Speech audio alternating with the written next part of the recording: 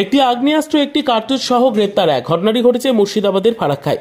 Police সূত্রে জানা যায়, শনিবার রাতে ফারাক্কার 12 নম্বর জাতীয় সড়কের কাছে একজন ঘোরাফেরা করছিল। পুলিশ গোপন সূত্রে খবর পেয়ে তাকে আটক করে তার কাছ থেকে তল্লাশি চালিয়ে একটি আগ্নেয়াস্ত্র একটি কার্তুজ উদ্ধার হয়। তারপর তাকে গ্রেপ্তার করে পুলিশ। ধৃতের নাম বাসুদেব সর্দার ওরফে লোডো, বাড়ি ফারাক্কার শিবনগরে। পুলিশের প্রাথমিক অনুমান, অসৎ উদ্দেশ্য নিয়ে বাসুদেব সর্দার সেখানে দাঁড়িয়েছিল। ধৃতকে রবিবার 5 দিনের পুলিশ হেফাজতের আবেদন চেয়ে জঙ্গিপুর আদালতে পাঠানো হয়। ওই ব্যক্তি কি উদ্দেশ্যে সেখানে দাঁড়িয়েছিল, এর সঙ্গে আর কেউ আছে কিনা এবং আগ্নেয়াস্ত্র কোথা থেকে পেল, সম্পূর্ণ ঘটনার তদন্ত শুরু করেছে ফারাক্কা থানার পুলিশ।